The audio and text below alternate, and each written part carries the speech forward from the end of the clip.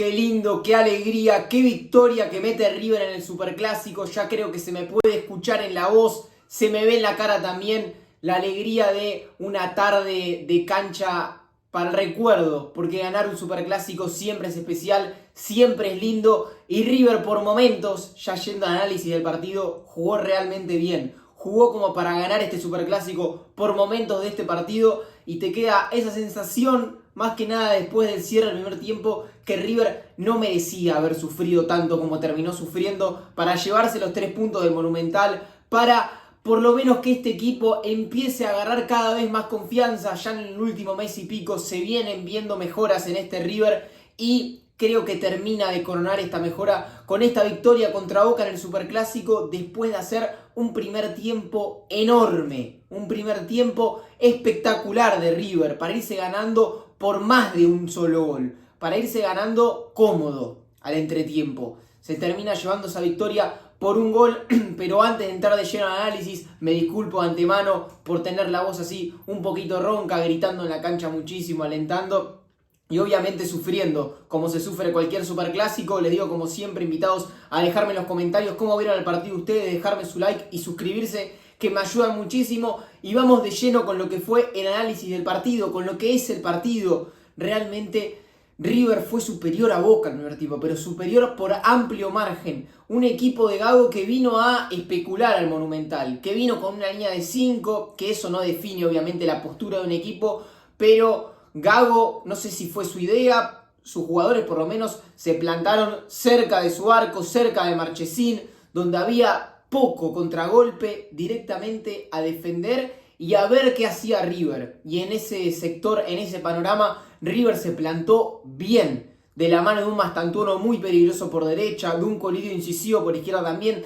de un mediocampo que estaba dispuesto a saltar a la presión y a ganar con Galopo y con Castaño, con un Driussi participativo, con laterales especialmente por el lado de Acuña participando y bien en ataque. River se sintió cómodo en esos primeros minutos. En el primer tiempo entero en general, River tuvo una buena actuación, generó situaciones de gol. De otro partido, el tiro libre de Mastantuono, voy a hablar un poquito más adelante cuando hable específicamente de él en el 1-por-1, pero el gol que hace es de fenómeno, es de crack, es de tipo que vas a recordar quizás en 5 años. ¿Te acordás el gol que hizo este muchacho? Increíble, de los goles más lindos que vi en superclásicos, por lo menos que recuerda así rápidamente. No recuerdo un gol tan lindo como ese de tiro libre de más de 25-30 metros al ángulo, inatajable, golazo del pibe Mastantuono. Y además de ese gol, River seguía generando con chances de Driussi, con chances de pelota parada de córner. River generaba y generaba, parecía que se lo podía llevar puesto e incluso pintaba para goleada. Llega el gol de Merentiel después de un error claro de Pesela que no le puede pasar. Para mí Pesela tiene un buen encuentro, pero ese error lo marca claramente y su partido termina siendo malo porque no puedes tener un error tan infantil y tan grosero en un superclásico. Imposible que te ocurra. Y queda claramente como el responsable del gol de Boca, que lo único que había hecho en el primer tiempo era eso. Era ese pelotazo y nada más, que terminó un gol de Merentiel. Sobre el final del primer tiempo, para tranquilidad de todos los hinchas de River, llega el gol de Driussi, como para que por lo menos River se vaya en ventaja. Cuando para mí merecía estar ganando por 2 goles o más, se termina llevando una ventaja con lo justo al final del primer tiempo. Pero ventaja al fin, que después en la segunda etapa la historia fue otra. River se dio el protagonismo, River fue unos metros más atrás, quizás entendible porque la única pelota en la que había sufrido había sido un pelotazo frontal a la espalda de los defensores, a la espalda de Pesela específicamente, donde no pudo resolver, y uno entiende que River jugó unos metros más atrás para que no ocurran esas situaciones de que los delanteros de Boca puedan correr a la espalda de los centrales de River. Ahora, esos metros más atrás se transformaron en entregar la pelota, en ceder el protagonismo a un Boca que no fue avasallante, que no pasó por arriba de River, que no tuvo las ideas ni la claridad como para terminar empatando el partido, pero sí tuvo el protagonismo en el segundo tiempo y lo metió arriba de alguna forma, no sé si en un arco, porque tampoco lo llenó de centros, porque tampoco lo mató a pelotazos Armani, pero generó 1, 2, 3 situaciones de gol donde podría haber empatado el encuentro. River tuvo las suyas con alguna contra, recuerdo esa de Mastantuono, donde termina decidiendo mal, fue un tiro largo donde era claro el pase a Colidio, o incluso pedía una definición mejor la jugada, Masta no la puede definir, y no mucho más en el segundo tiempo. Boca, como digo, no fue avasallante, no llegó al nivel que mostró River en el primer tiempo, donde creo que lo pasó por arriba a Boca, y River se conformó con el 2-1, mantuvo su postura de cuidar los espacios, no tanto la pelota, le costó tener la pelota, y con eso le alcanzó para llevarse una victoria del Monumental que es importantísima, que la merece por todo lo superior que fue Boca en el primer tiempo y porque el equipo de Gago tampoco lo pasó por arriba en la segunda etapa. Tuvo el protagonismo, lógico, yendo a buscar el resultado con el apuro de que se iba quedando sin tiempo, pero con poca claridad. En esa situación apareció Franco Armani para sacar primero un cabezazo, acompañado de su mano cerca de su palo derecho después de un córner, no sé si fue Bataglia de la cancha, no llegué a ver quién fue que cabeció, pero una situación clara. Y la última, sacándosela, tampoco veo al jugador de Boca que fue, todavía no vi el resumen, pero sacando una pelota prácticamente sobre el final del partido, que le da los 3 puntos a River, que esperemos que le dé un envío anímico, que esperemos que la situación a partir de ahora sea otra y River pueda mostrar el fútbol que desplegó en la primera parte a lo largo de lo que queda del semestre y del año entero en general. Que River se juega muchísimo en este año, queda la parte importante, quedan los playoffs, queda todavía el Mundial de Clubes, queda, esperemos si River se termina metiendo la fase definitoria de la Copa Libertadores, queda muchísimo, todavía no se jugó nada prácticamente en este semestre, queda mucho y River da un golpe sobre la mesa ganando el clásico a un Boca de Gago que venía bien en los últimos partidos, pero River se impuso y lo ganó bien, lo gana Gallardo desde el banco de los suplentes, lo gana este River que pudo saber sufrir en el segundo tiempo, en una segunda etapa donde River no la pasó bien, pero supo sufrir, supo aguantar el resultado, supo manejar el partido a su forma, no de manera vistosa, lo pudo haber liquidado antes sí, pero al fin y al cabo se termina llevando los 3 puntos. Vamos ahora sí derecho al nombre por nombre, donde creo que River en la gran mayoría de sus jugadores tiene puntos altos. Armani en el arco es fundamental otra vez. San Armani te salva siempre, tiene su atajada en el partido importante prácticamente en todos los encuentros y es uno de los grandes responsables que River se haya llevado la victoria, porque fue el que sostuvo el arco de River en un segundo tiempo donde Boca apretó y generó alguna que otra situación como para haber podido empatar el partido. Y Armani apareció cuando tuvo que aparecer. Excelente lo del Pulpo, que sigue mostrando que está en un nivel extraordinario. En el lateral derecho inició Montiel, que creo que no estuvo del todo incisivo en ataque, le faltó quizás un poquito más, sí se asoció bien con Mastantuono en la mitad de la cancha, no fue tan profundo y terminó saliendo reemplazado en el entretiempo. Me pareció correcto el partido de Cachete, tampoco sufrió en defensa, lo controló bien a Blanco, prolijo lo de Montiel en el lateral derecho. El número 2, Germán Pesela. Es muy difícil analizar el partido de Pesela porque para mí termina siendo claramente desaprobado porque el gol de Boca es responsabilidad exclusiva prácticamente de él. Es un error garrafal que tiene, de intercountry, de amateur, de torneo de amigos. En el resto del encuentro ganó muchísimo de arriba, estuvo sólido en defensa y no se complicó. El partido de Pesela sacando su error es un partido quizás 6-7 puntos. Ahora con ese error te cuesta partido, te puede llegar a costar el partido, así que para mí termina siendo desaprobado. El que lo acompañó a Pesela, Martínez Cuarta, jugó en esa línea de Pesela y no tuvo el error. Bien de arriba, ganando mucho, quizás menos de arriba que Pesela, pero correcto con la pelota, sin complicarse, rechazando cuando hay que rechazar. Cuando la pelota venía picando y viene difícil, hay que cabecear y tirarla afuera. Los centrales de River en las pelotas que están sucias no se tienen que complicar y creo que Martínez Cuarta cumplió eso bien. Correcto partido del chino. Uno que tuvo un partido espectacular. Marcos el Huevo Acuña tuvo el partido que todos los hinchas de River estábamos esperando. Tuvo un enorme partido desde el lateral izquierdo, controlando a Advíncula cada vez que pasaba el ataque y siendo también peligroso con esos centros de 3/4 de cancha, con rosca, envenenados, peligrosos, molestos. Bueno lo de Acuña en defensa y también en ataque. Muy correcto lo del número 21 que tuvo, como digo, el partido que todos los hinchas de River esperaban. Pasando a la mitad de la cancha, hay que aplaudir a Enzo Nicolás Pérez. Partidazo de Enzo Pérez, que me calla la boca a mí también y lo digo contento, lo tengo de fondo de pantalla Enzo Pérez, lo amo Enzo Pérez, para mí no estaba, o todavía quizás de alguna forma sigo pensando que no sé si le da para la máxima exigencia, pero partido tras partido me viene demostrando lo contrario. Partidazo de Enzo Pérez en el despliegue, en la marca, en la inteligencia para cuidar y jugar.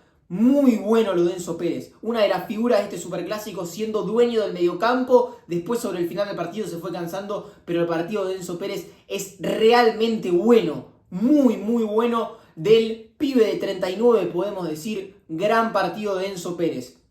A su derecha inició Kevin Castaño, una bestia física, demostró, al igual que creo que un partido de Copa Libertadores en Perú, ahora que recuerdo bien, al igual que con Universitario, Kevin Castaño tuvo una buena primera etapa en el juego, jugando, asociándose, presionando alto, y una excelente segunda etapa a la hora de sostener el resultado. Cuando River pedía piernas, cuando River pedía meter, el colombiano se metió de lleno en ese juego, metiendo, trabando, ganando de arriba, ganando las pelotas divididas y metiéndole piernas al mediocampo de River cuando había que defender el resultado. Completísimo el partido de Castaño, que fue otra de las figuras para mí que tuvo este encuentro.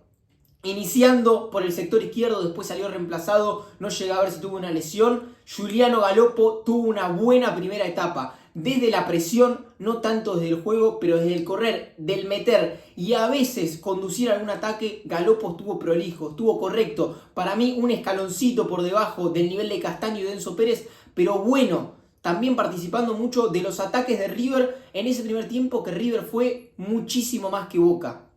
Y tenemos que pasar a la delantera indefectiblemente. Franco Mastantuono hace un gol que yo no recuerdo en superclásicos. El gol que hace de tiro libre de más de 25 metros es una locura. Es una locura, es un roscazo al ángulo inatajable que es difícil de hacer en un partido sin peso. Hacerlo en un superclásico repleto con 85.000 personas en el Monumental es de crack, es de fenómeno. Después, en el segundo tiempo se fue desinflando un poco, pero lo del pibe es una locura. 17 años tiene el chico, jugó un primer tiempo espectacular donde no le podían sacar la pelota, donde desequilibraba, donde le cometían faltas y fue incisivo con ese gol espectacular que hace.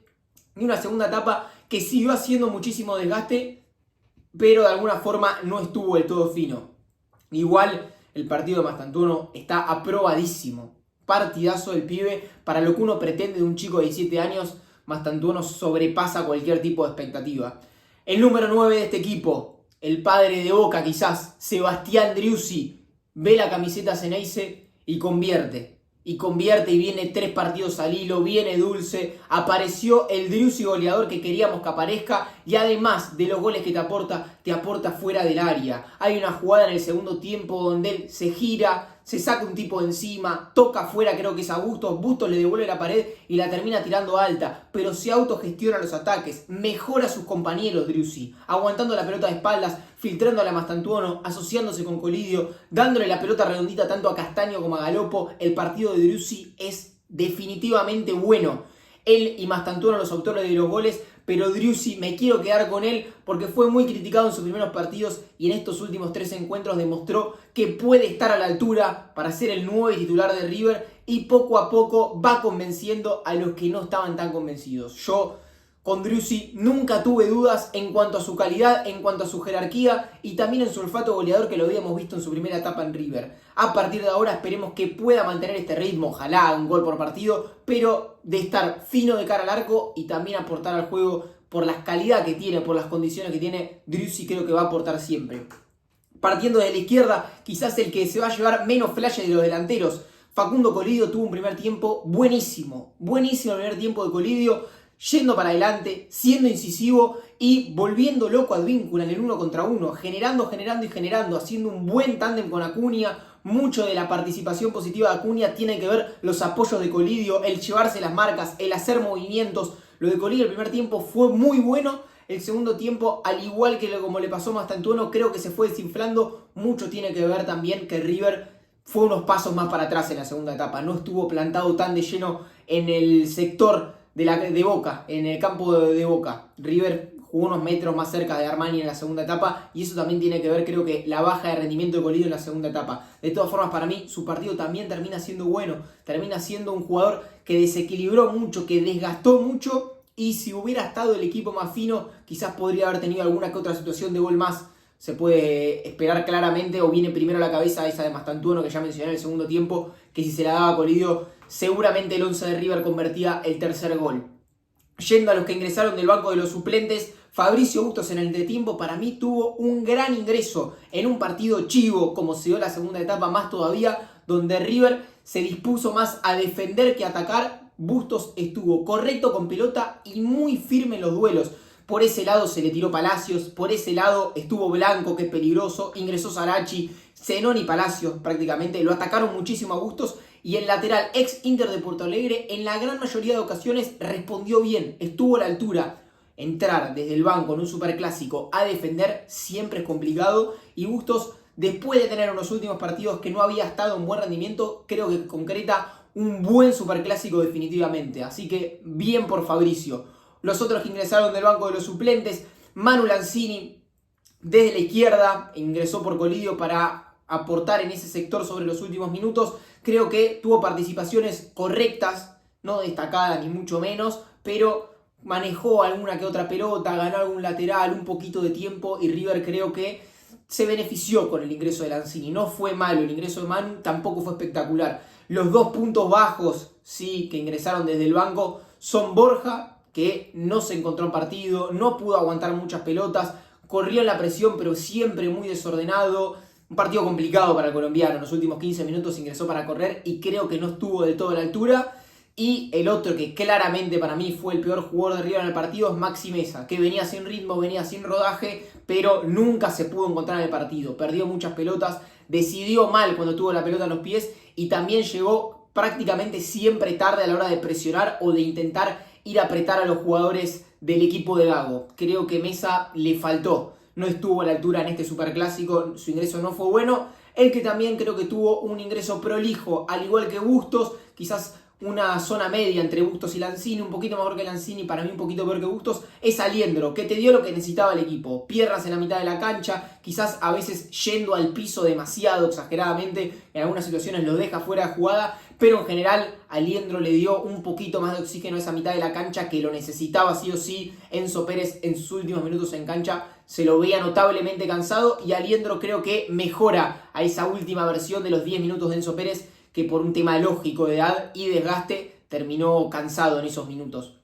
En general, me escucharon hablar bien de prácticamente todos los jugadores de River. Prácticamente todos, salvando 2, 3, 4 nombres de los 16 jugadores que ingresaron, el resto destacados. El partido de River fue bueno, especialmente en el primer tiempo, fue muy bueno. Y se lleva una victoria del Monumental contra Boca para darle una inyección anímica a este River, para que finalmente arranque el equipo de Gallardo. Pero así todo, el muñeco ve la camiseta Ceneice, ve la camiseta de Boca al frente y gana.